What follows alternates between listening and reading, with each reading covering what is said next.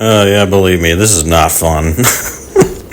I died a couple times trying to make this video in the beginning because of just random nonsense. It's like I attack the elite and then suddenly I get hit by like 3 different bombs at like the same time that just one taps me there. So before I have a chance to get my shield off, I can tell everything matters. Like my health bar even matters.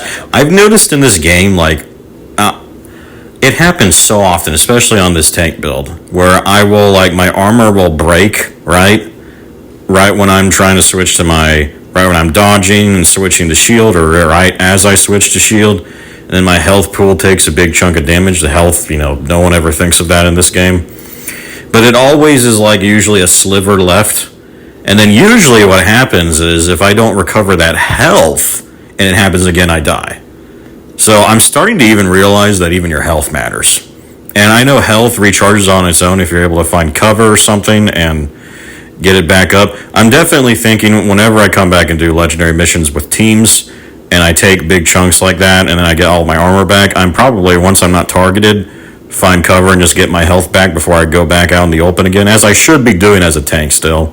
Like, this is still a great build, I think, for legendary specifically. In my view, a team of all 4 of this build could probably do legendary missions very easily. I actually think DPS builds are really only suited for raids and incursions and stuff. But I would actually argue tank builds like this with teams of them too. Like if everyone comes in with one, I think it's actually the easiest way to probably finish a legendary mission, because then all of you can tank it, you can all heal each other, res each other. It's much better. One final note again. Sweet Dream Shotgun is just the best exotic still in my view for specifically pure tank builds like this. Like I've seen all the exotics.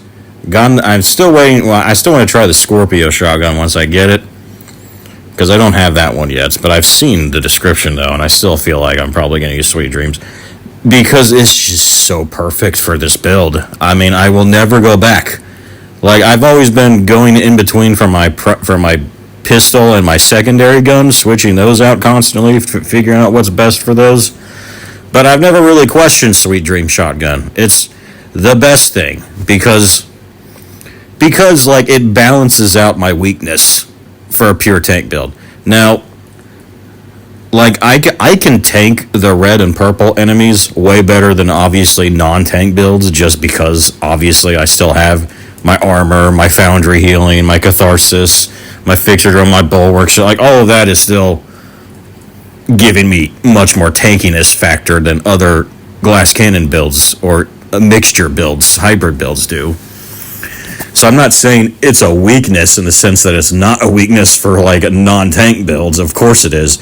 I'm just saying because of protection from elites being a big thing and being a big necessary thing, it creates this divide when you're fighting as a tank. It's really annoying in my view, but it's just so obviously present constantly where it's like, if I'm ever suddenly taking a lot of damage, it's almost always due to a red or a purple flanking me. Like, what? I need to do something now because there's a red or purple.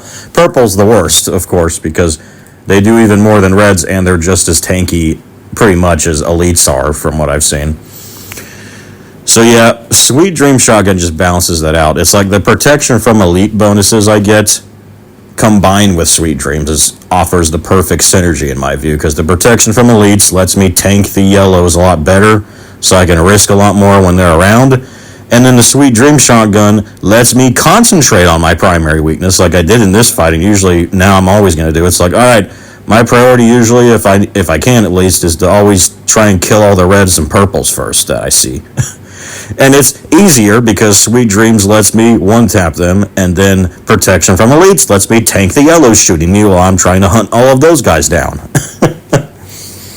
So it's a very, very good balance, I'd say. Sweet Dreams Shotgun all the way. Like on Heroic, like there's instances like on control points on Heroic, there's certain instances where almost everything you fight is an elite, and then it's much less useful. It's still never completely useless then, because there's still purples that will sometimes spawn though, where it's still nice to have. Also, its DPS is not terrible either. like, you see me actually use it to shoot too, because honestly, for as a pure tank build, just a pump action shotgun still does more damage overall burst wise in my view than even my LMG, if I'm able to land all the shots, of course, before I have to reload the long reload. But I would say my LMG is best overall for DPS, which is why I switched to that a lot too. But my shotgun is definitely a close second still. And then my pistol is obviously there for shield and shield repairs and giving me the skill tier to heal even more. Anyway, let me shut up more. I'm going too long now in black mode. But yeah, just needed a rant about, once again, it's like Sweet Dream Shotgun all the way in my view for a pure blue core build.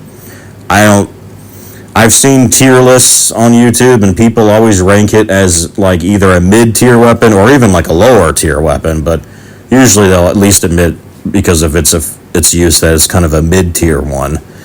And I can't really totally disagree, because usually they argue it's like, well, it's mid-tier because it's only like really useful for certain niche builds. They're like, well, yeah, that's definitely me. For me, it's freaking S-tier. Like, I've been using it since I made this build, and since I've been working and tweaking this build in so many ways. I've seen multiple exotics, all different weapons, and I still don't feel a need to switch my exotic weapon. Like, there are certain other exotic weapons I would love to use on this guy too, but when I consider getting rid of Sweet Dreams, I consider it's like, no, man, no. I mean, look at this fight. I needed it, especially when I'm soloing on Legendary. Like, no, I absolutely need it. I need it to one-tap those reds and purples. It lets me do that. It's also why I think for my pistol, like, attributes, and maybe also for Sweet Dreams, I'm thinking of actually, like, stacking swap speed as the final attribute on both my pistol and my Sweet Dreams, because you notice I feel like that helps keep the synergy going, especially here, where I can just even more quickly switch to it to just one tap a purple I get close to, and then also be able to immediately switch back to my pistol in a quicker fashion if I have swap speed on both those guns. So I'm starting to think I'm going to do that as like these final little tweaks to, craft the perfect tank, the most balanced tank. It's also why I still use Foundry and I don't go like all in on protection from elites on all the high-end stuff, on all the improvised gear like other tank builds out there do. Because, yeah, you can get even higher protection from elite bonus than I have.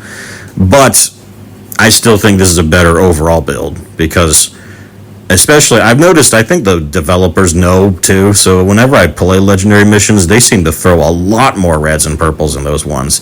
And then in others, like Heroic Control Points, where there's mostly elites, I don't really need more protection from elites, because I can already, again, combined with Foundry healing too, I can already pretty much face tank them. So I like keeping Foundry so that I have even more armor regen shield durability for the reds and purples. Anyway, yeah, long-winded explanation on why Sweet Dreams all the way.